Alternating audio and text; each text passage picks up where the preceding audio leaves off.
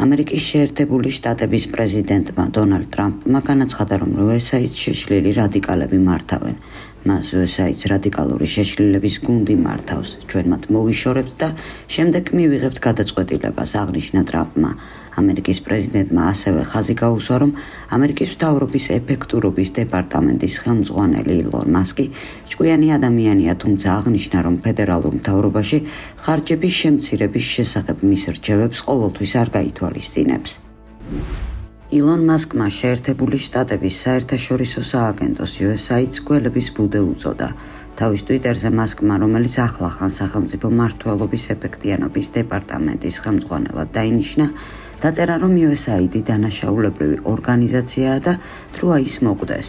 სხვა პუბლიკაციაში მასკმა განაცხადა, რომ სააგენტო იყო რადიკალური მემარცხენე მარქსისტების გველების ბუდე, რომლებსაც ამერიკას ძულდა. ეს ორგანიზაცია აფინანსებდა ბიოლოგიურ იარაღთან დაკავშირებულ კვლევებს. მანამდე ცნობილი გახდა, რომ USAID-ს აკაუნტი ტვიტერზე, რომელსაც თითქმის მილიონი გამომწერი ჰყავდა, ყოველგვარი განმარტების გარეშე გაუქმდა. ამერიკული მედია იუწყება, რომ USAID-ის თანამშრომლებმა ანონიმურობის დაცვით შეშფოთება გამოთქვეს იმის თაობაზე, რომ ფედერალური სააგენტოს წინააღმდეგ ყველაფერი მოსალოდნელია, როგორც რესტრუქტურიზაცია და შემცირებები, ასევე ლიკვიდაცია. ილონ მასკმა ამერიკული სააგენტო USAID უჰანში ჩინური ლაბორატორიის დაფინანსებაში დაადანაშაულა. ამ ლაბორატორიას ამერიკის შეერთებულ შტატებში კორონავირუსის წარმოშობის წყაროდ მიიჩნევენ. ტვიტერზე მასკმა დაწერა: იცით თუ არა, რომ USAID თქვენი გადახდილი გადასახადებით აფინანსებდა ბიოლოგიურ იარაღთან დაკავშირებულ კვლევებს. COVID-19-ის ჩათვლით, რის გამოც მილიონობით ადამიანი დაიღუპა.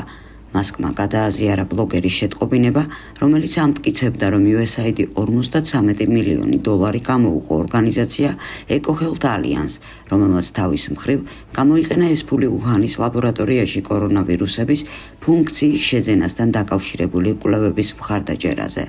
შეტყობინებაში ასევე ნათქვამია, რომ USAID არაერთ გზის დაუკავშირებიათ სადაზვერვო საქმიანობასთან, ხოლო მისი ყოფილი დირექტორი ჯონ გილიანი აღიარებდა, რომ სააგენტო სავსე იყო ამერიკის დაზვერვის თანამშრომლებით და იდეა იმაში მდგომარეობდა, რომ აგენტები ჩაენერგათ ყველა იმ ტიპის საქმიანობაში, რომელსაც სააგენტო უცხოეთში აწარმოებდა. იქნებოდა ეს სამთავრობო, სამოხალისეო, რელიგიული თუ ნებისმიერი სხვა. გარდა ამისა, იქვე ნათქვამია, რომ USAID დაკავშირებული იყო გადატრიალებებთან ჰაიტიზე, უკრაინაში, ეგვიპტეში და სხვა ქვეყნებში.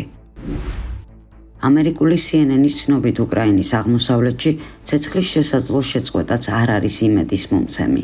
უკრაინის არმიაში ზავის არ სჯერათ. გამოცემის ცნობით, მოსკოვის ძალები უახლოვდებიან პაკროვსკს, სასიცოცხლოდ მნიშვნელოვან სამხედრო კვანძს სამხრეთით, რომ პაკროვსკის ალყაში მოქცევის ტემპები შთამბეჭდავია. მისი აღების შემდეგ კი რუსეთს ცოტა დიდი დასახლებული პუნქტი დარჩება ასაღები მსხვილ ქალაქებამდე, როგორებიცაა დნეპრი და ზაპოროჟიე. CNN-ი აღნიშნავს, რომ უკრაინის არმიის ერთადერთი იმედი ისაა, რომ ევროპისა ნატოს ძალები უზრუნველყოფენ კიევის უსაფრთხოებას თავისი განლაგებით მშვიდობის მყოფელთა რანგში, ფრონტისპირა რაიონებში.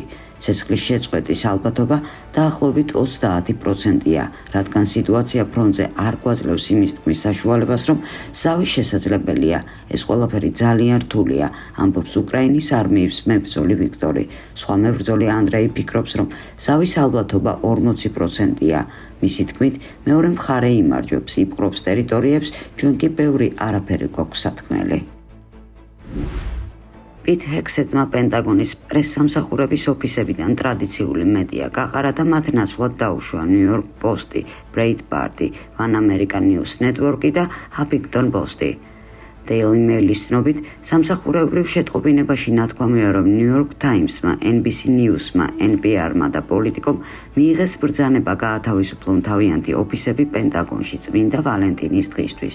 მათ შეცვლია New York Post-ი, One American New York-ი და Breitbart News Network-ი. საოფისე ოთახი ერთი წლით გადაეცემა ასევე კიდევ ერთ მემარცხენე გამოცემა Huffington Post-ს. პარასკევს შეერთებული შტატების თავდაცვის სამინისტრომ განაცხადა, რომ პენტაგონის პრეს-ცენტრში სამუშაო ოფისებზე წვდომის როტაციული სისტემა შემოაქვს. წესი თავდაცვის მინისტრმა ჰით ჰექსეტმა შეიმუშავა და ის ცალკეული მედია საშუალებისთვის, ბეჭდური ონლაინ ტელე და რადიო რესურსებისთვის ერთწლიანი როტაციის ციკლს ითვალისწინებს. ცვლილებების მიზანია პენტაგონის მუშაობის გაშუქების შესაძლებლობა მიეცეთ იმ ახალ მედია საშუალებებს, რომლებსაც მანამდე პრესკორპუსთან მუდმივი წვდომა არ ჰქონდათ. New York Times-მა ეს ნაბიჯი გააკრიტიკა და მას საგანგაშო მოვლენა უწოდა. გამოცემამ ამერიკის ადმინისტრაცია დაადანაშაულა პენტაგონის პრესკორპუსიდან დამოუკიდებელი ფაქტებზე დაფუძნებული საინფორმაციო სააგენტოების განდევნაში. პენტაგონის პრესმდივანმა ჯონ ულიოტმა ბრძანების დასაცავად განაცხადა, რომ მისი მიზანია გაიზარდოს წვდომა პრესცენტრის შეზღუდულ სივრცეზე იმ მედიისთვის, რომლებიც მანამდე პრივილეგიებით და პენტაგონის შენობაში ფიზიკურ ოფისებში მუშაობის კომფორტით არ სარგებლობდა. პენტაგონმა ეს გადაწყვეტილება მიიღო მას შემდეგ, რაც თეთრი სახლის პრესსპიკერმა კეროლაინ ლეივიტმა განაცხადა, რომ ამიერიდან დამოუკიდებელი ჟურნალისტებიც, მათ შორის პოდკასტების და გავლენიანი ბლოგერებიც მიიღებენ უფლებას მოითხოვონ წვდომა თეთრი საფრთხის ბრიფინგების დარბაზებზე. ლევიტმა ასე თქვა, რომ ადმინისტრაციის წვდომას აღუდგეს მათაც, ვისაც ბაიდენის ადმინისტრაციის დროს აკრედიტაცია შეცდომით გაუუქმდა. Washington Post-ი წერს, რომ დონალდ ტრამპი არაპირებს უკრაინის ფინანსურ დახმარებას ქვეყნის ნატოში შეყვანას ან მის ტერიტორიაზე ამერიკული ჯარის გაგზავნას. ამერიკის პრეზიდენტის აზრით, ცეცხლის შეწყვეტის რეჟიმის დაცვაზე კონტროლი და უკრაინის უსაფრთხოების კონტროლი სრულად ევროპის პასუხისმგებლობაა, რომელსაც მნიშვნელოვნად აშფოთებს უკრაინას და რუსეთს შორის არსებული სიტუაცია. სტატიის ავტორი ტრამპის გადაწყვეტილებას აკრიტიკებს. ის წერს, რომ ნაცვლად ევროპული მოკავშირეების წახალისებისა და იმის ჩვენებისა, რომ ვაშინგტონი მათ მხარს დაუჭერს, ტრამპი მათ მიმართ აგრესიას და შეურაცხყოფელ დამოკიდებულებას ავლენს. ამან ევროპას შოკი მოჰგვარა მისი პრეზიდენტობიდან სულ რამდენიმე დღეში. Washington Post-ი ასევე აღნიშნავს, რომ ტრამპი ევროკავშირის მიმართ ტარიფების შემოღებას გეგმავს და იმავდროულად მას აკისრებს უკრაინის მხარდაჭერაზე სრულ პასუხისმგებლობას. ბრიტანული Times-ი უკრაინაში მშვიდობის ყოფილების გაგზავნის საკითხზე წერს, რომ ევროკავშირში განხეთქილებაა.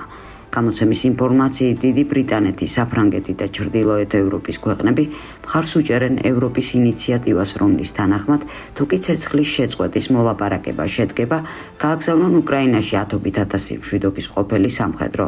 თუმცა გერმანია წინააღმდეგია. ესტონეთი, ლატვია, ლიეტუვა და პოლონეთი კი შიშობენ, რომ მშვიდობის ყოფილების გაგზავნის დაფინანსება ნეგატიურად აისახება ნატოს შესაძლებლობაზე დაიცვას ისინი რუსეთისგან. უკრაინელი გამოცემა გაზეტა UA წერს, რომ უკრაინაში პანიკაა. სიკვდილიანობის და მიგრაციის გათვალისწინებით შარშამ ქვეყანამ 800,000 ადამიანი დაკარგა, მაშინ როცა 4-ჯერ ნაკლები დაიბადა. ექსპერტების თქმით, სიტუაცია შეუქცევადია. დემოგრაფიულად უკრაინა 2020 წლის შემდეგ პირობით პანდემიაში ცხოვრობს. 5 წლის განმავლობაში მოსახლეობა არაბუნებრივი მიზეზების გამო მცირდება. თუკი შეიარაღებული კონფლიქტი, ნაციონალური ტრაგედია, დემოგრაფიო ნაციონალური კატასტროფაა, წერს გამოცემა.